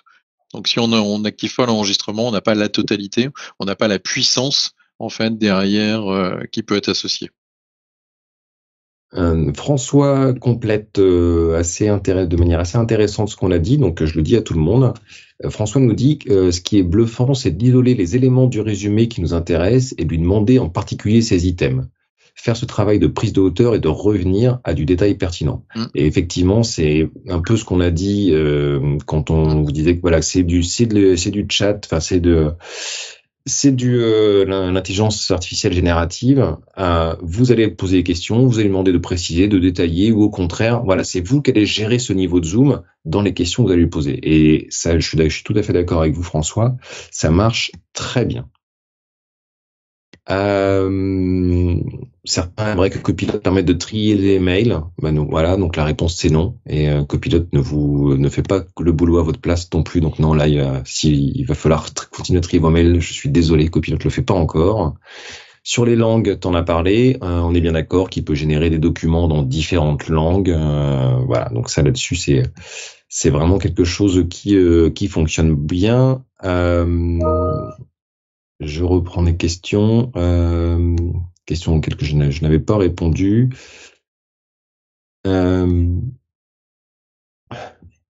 Excusez-moi. Alors, pendant que tu cherches, Léric, moi, je voulais juste dire quelque chose. Merci à Vincent d'avoir présenté une partie des offres IA. L'offre évolue absolument tout le temps. C'est-à-dire qu'on est confronté à une révolution aujourd'hui en termes d'usage autour de l'intelligence artificielle. Donc, elle évolue vraiment, vraiment sans cesse. Donc, n'hésitez pas à aller sur notre site pour regarder un petit peu ce qui arrive.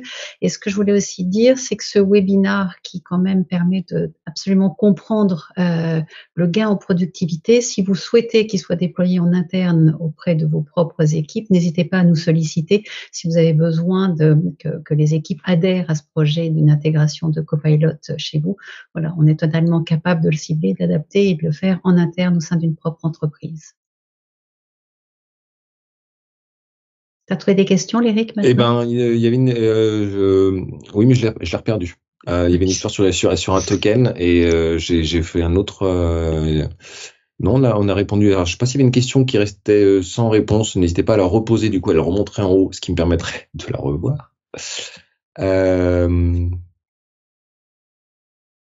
On a des personnes qui s'inquiètent de quelle est la limite de token pour la réponse de Copilot. Je sais pas si on a la réponse à cette question-là, Vincent. Je sais pas si la question est claire. Alors, qu'est-ce qu'on entend par le token? Les jetons, est-ce que c'est pas une notion? Alors autant, je pense voir le parallèle, hein, c'est-à-dire c'est les Oui. jetons que l'on peut avoir avec ChatGPT, effectivement. Ça c'est géré, on va faire en interne par copilote. À ma connaissance, il n'y a pas de limite, ou du moins on l'a pas encore exploité. Là où on a pu atteindre une limite, par exemple, c'est à l'intérieur d'une session, c'est quand on charge des documents, à un moment donné, il sature un peu, mais auquel cas il suffit de reprendre une nouvelle conversation, une nouvelle session, et puis il reprend, j'allais dire de zéro, a priori, sans trop de soucis. Écoute, on a répondu à quasiment toutes les questions. Peut-être te proposer le dernier WooClap Oui, on vous demande pour juste votre libérer. avis. Voilà, on est pile poil dans le timing. Hop. On vous sollicite une dernière fois, on aimerait connaître votre avis. Donc là, vous retrouvez les petits curseurs. Donc, si vous êtes d'accord avec les propositions, bah, vous mettez une note plutôt de 5. Et si vous n'êtes pas d'accord, bah, vous mettez une note inférieure à 5. Et en tout cas, il ne nous reste plus qu'à vous remercier de votre attention. Personnellement, je n'ai pas vu passer l'heure et demie en vos compagnies. Un immense merci, Eric, pour m'avoir accompagné dans cette séance, et Je merci t'en à prie. Virginie d'avoir introduit le sujet, de nous avoir fait confiance donc sur notre sujet aussi copilote. Et merci Tu peux peut-être à remettre Thomas le QR qui, code. qui est dans l'ombre et qui nous a aidé également d'un point de vue technique et à préparer ce petit webinaire. Donc merci à vous tous, à vous toutes.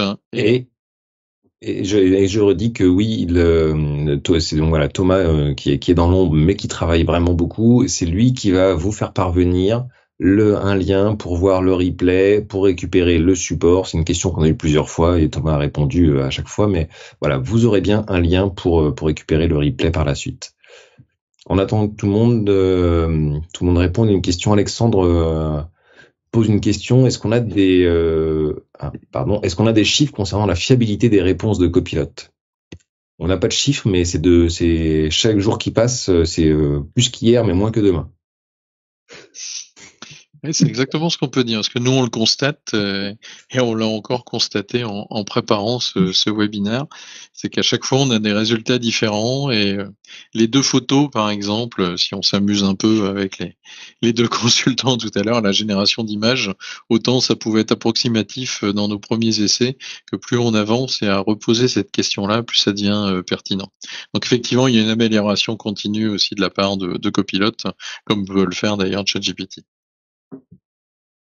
Alors, enfin voilà, globalement, il est pas Et parfait, enfin, vous l'aurez mm, remarqué, et puis il vous le dit bien, mais il est quand même assez fiable. Mais le fait mm, qu'il soit pas mm, parfait, je pense pas que ce soit voulu, mais c'est vraiment une alerte pour mm, vous que ce n'est que votre copilote, c'est toujours à vous de vérifier l'ensemble des informations qui vous mm. sont retournées.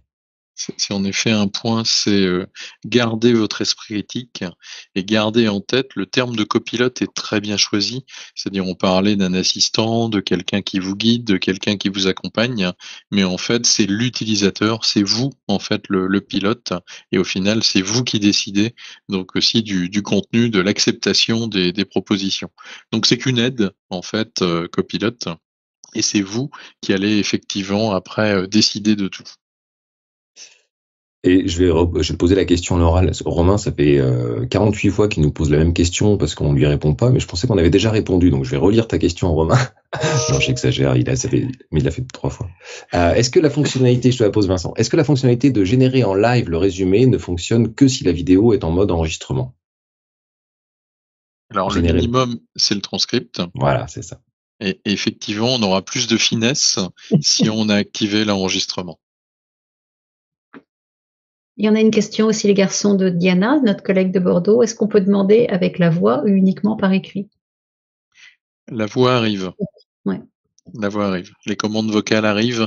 Vous avez peut-être fait attention dans les interfaces, il y avait un petit micro donc sur certains produits. Il me semble que la fonctionnalité est encore en mode preview, c'est-à-dire à laisser pour l'instant. Mais ça arrive. Merci. On se Eh bien, quitte. merci beaucoup à tout le monde. Bonne fin de journée. Bon copilote à vous. Merci beaucoup et à bientôt. À très bientôt. Merci à vous.